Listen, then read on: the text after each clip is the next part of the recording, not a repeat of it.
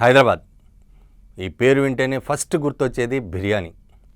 ఇక ఫుడ్ విషయంలో హైదరాబాదీకి ఉన్న పేరు ఎవరికీ ఉండదనే చెప్పచ్చు. ముఖ్యంగా హైదరాబాద్ హలీం, హైదరాబాద్ బిర్యానీ, హైదరాబాద్ చాయ్, హైదరాబాద్ ఇది, హైదరాబాద్ అది.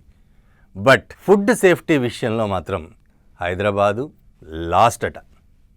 ఇన్ని రంగాల్లో హైదరాబాద్ చాలా వరకు హలీంని మేము విదేశాలకి పార్సిల్ చేస్తాము, విదేశాల్లో మా హలీంకి ఫేమస్ ఉంది. బాలీవుడ్ వాళ్ళు వస్తే హైదరాబాద్ రాగానే ఫస్ట్ అడిగేది హైదరాబాద్ బిర్యానీ అని అంటూ ఉంటారు. అటువంటి హైదరాబాద్కి ఫుడ్ విషయంలో మాత్రం, ఫుడ్ సేఫ్టీ హైజీన్ విషయంలో మాత్రం FSSAI వాళ్ళు లాస్ట్ ప్లేస్ ఇచ్చింది. దాదాపు 25,000 రెస్టారెంట్లు ఉన్న హైదరాబాద్లో జస్ట్ 361 రెస్టారెంట్స్కి మాత్రమే, అంటే 2% రెస్టారెంట్స్కి మాత్రమే హైజీన్ ఉంది అనే సర్టిఫికెట్ ఇచ్చారు. ఇది ఎవరికి వాళ్ళు FSSAI వాళ్ళ దగ్గర నుండి తీసుకోవాల్సిన సర్టిఫికెట్. ఇది కంపల్సరీ కాదు. దాంతో ప్రతి రెస్టారెంట్ వాళ్ళు లైట్ తీసుకుంటున్నారు.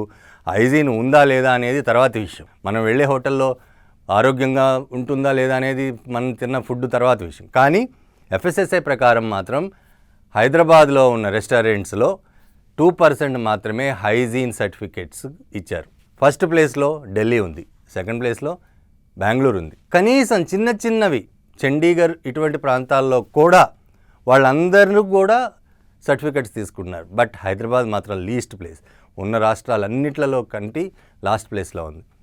ఫుడ్ విషయంలో టాప్ ప్లేస్లో ఉంది అని చెప్పుకునే హైదరాబాద్ ఫుడ్ ఇండస్ట్రీ 25,000 రెస్టారెంట్స్, కానీ చిన్నవి పెద్దవి కాకా హోటల్స్ ఇవన్నీ కనుక కలిపితే దాదాపు 75 నుండి 80,000 హోటల్స్ రెస్టారెంట్స్ ఉన్నాయి. వీటిల్లో జస్ట్ 2% మాత్రమే ఫుడ్ హైజీన్ రేటింగ్స్ తీసుకున్నారంటే అర్థం చేసుకోవాలి. గవర్నమెంట్ కంపల్సరీ చేయట్లేదు కాబట్టి రెస్టారెంట్ ఓనర్స్ కూడా లైట్ తీసుకుంటున్నారు. మనం రీసెంట్గా కూడా చూసాం, చాలా చోట్ల ఫుడ్ సేఫ్టీ అధికారులు హైదరాబాద్లో తనిఖీలు చేయడం జరిగింది. అనేక చోట్ల ఫుడ్ విషయంలో చాలా నిర్లక్ష్యం వహిస్తున్నారని కూడా ఫుడ్ సేఫ్టీ అధికారులు మనం చెప్పడం జరుగుతుంది.